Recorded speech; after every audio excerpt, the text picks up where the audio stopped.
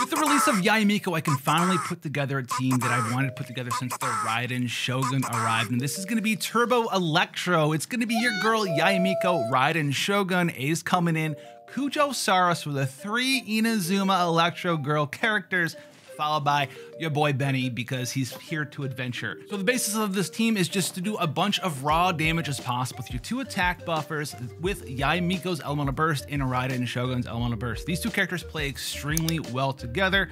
Very high cost Elemental Burst on the both of them, so they both get a lot of damage bonus from Transcendence Baleful Omen's Elemental Burst damage bonus. It's around 27% for a 90 cost Elemental Burst. Also, to help fill up Elemental Burst, we have access to, well, Raiden Shogun's Elemental Burst to give a significant amount of energy back to Yae Miko, which is going to work out wonders here. The other 2 characters have a big attack buff. If you have access to Constellation 6 like I do, you also get a very large 60% crit damage increase for all Electro damage, which is going to buff up all 3 of our Electro characters because they are all built for DPS. However, if you're not like me and you don't have a super invested Kujo Sara and you don't care about having the 3 Electro Inazuma characters in this team, then replace Kujo Sara with a animal character wearing the 4-piece Ephemeral Viridescent set. We're talking Sucrose or Kazuha for big damage bonuses on top of that resistant shred from that artifact set. You can also substitute Vency in here and he's going to give you back a little bit of energy for your 2 Electro DPS characters. Now this team is very awesome, but mine is personally very heavily invested in. Can you do it at Constellation 0 for all your stuff as a free-to-play player?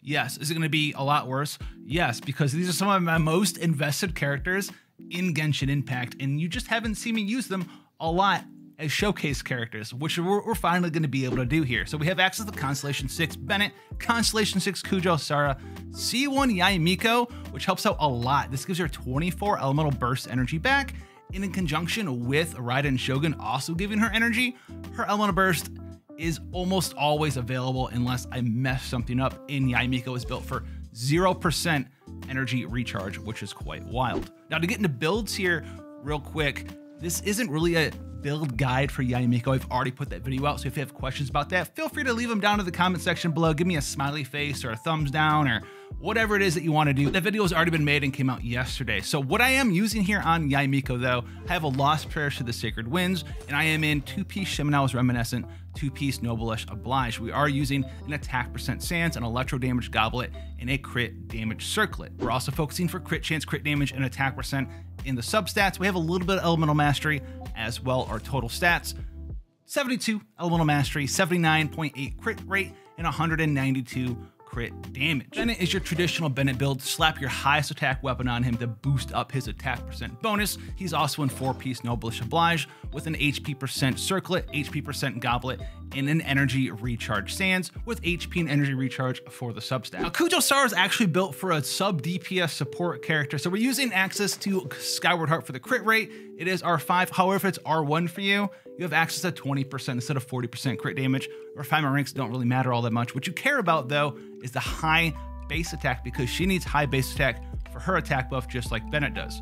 We're also going to be using Tenacity of the Millisect set. Now I know this set only is going to be buffing up my damage for 30 seconds. However, I already have Noblish Oblige here, and I don't have anything else super good to put on her as far as like Thundering Fury or Thunder Soother. So I figured, you know what, let's go for an extra 20% attack during our big cut with Raiden Shogun or the big Elemental Burst from Yae Miko. So that's what we're doing there. Our artifact stats are very DPS oriented though, so we are using a crit damage circlet, an electro damage goblet, and an attack percent Sands, focusing on crit chance, a little bit of energy recharge, attack percent, and crit damage in the substats. Her stats, well, 60% crit rate, thank you, that 22% from the weapon, and 189 crit damage. Like I said, if you had an R1 version of that weapon, you know, you'd have 169 here. Now, the big bad Raiden Shogun here, you can throw the catch on her, right? That's a very strong weapon for her. However, we went all in on this character, so we're gonna get some significant returns. We have R5 Engulfing Lightning for the girl. All right, very strong weapon. Then we're also going to be using 4 pieces of Emblem of Severed Fate set. We're going to be using an electro damage goblet. I'll touch on why we're using that in this team instead of an attack percent one, a crit rate circlet, and an energy recharge Sands. We're focusing on crit rate, crit damage, energy recharge, and a little bit of attack percent in our substats for all of our artifacts, which brings up our grand total to 50 crit rate, 145 crit damage, fairly low, but 283 energy recharge, which gives us 120% Electro damage. Could I get a little bit more crit damage on this character? I would love to if I got some perfect well-rolled stuff, bump this up to like 170, but I don't really need to explain how bad the RNG for artifacts in this game. And we are Constellation 4 for her as well. The big one here is the Steel Breaker, allowing her to ignore 60% of the enemy's defense. We also have access to the 30% attack for 10 seconds to everyone else, so I can fill up the elemental bursts, go into Yae Miko, and plop her stuff down with an attack percent bonus, plop down Kujo-Sara's with an attack percent bonus. It's very nice. So the traditional opener for this team, you're gonna use Yae Miko's totems, plant 3 of those down, swap to Bennett, use his elemental burst, swap to Kujo-Sara and use her elemental burst followed by her elemental skill, because we do have access to Constellation 2, which automatically will put something down to give us the attack buff. Before that pops though, you swap into Yae Miko and you use her elemental burst, consume all the charges of your totems to do as much damage as possible before finally swapping into Raiden Shogun and using her elemental burst to refill everyone else's elemental burst up, as well as getting as many hits in during Bennett's elemental burst before it expires. If you have time in this rotation though, you can use and consume the normal way to buff up your damage with Kujo-Sara by firing that charge shot and getting that extra attack bonus, as well as crit damage on Raiden Shogun. So if you never thought you'd see Kujo-Sara in an actual team, you know what to do. Smash the like button, subscribe for more, because we love using different characters in weird ways here on the channel. We do it all the time. So for a quick rotation demonstration, pop the E there, use 3 totems, and then go into Bennett, into Kujo-Sara, into Yae Miko. Dude displaced me, so mean. All right, he's going in there. See if I can't get this down.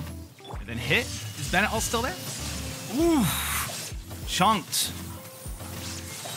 Absolutely chunked. Actually just chunked. Then it's ready to go. Just put these down. Who's the guy? Who's the guy? You? It's you? I'll actually use her. This should kill this guy, I think. I should have given myself the attack buff again, but it doesn't matter. He's dead. This is currently one of my most favorite teams in Genshin, Electro, and then we also have Bennett Boy that's broken on everything. These 2 Electro DPSs, Raiden Shogun and Yae Miko, utilize Bennett very well, and so does a DPS built Kujo-Sara, who isn't even max level talented on her good old elemental burst. She's actually talent level 6, but is brought up to 9 because we have the Constellation. They were missing 4 talents for her. So this team will work at Constellation 0. Obviously won't kill it nearly as fast as that. We're not killing things in 35 seconds with a C0 team, but you will be able to clear it in under 90 seconds with proper play as well as proper artifact setups.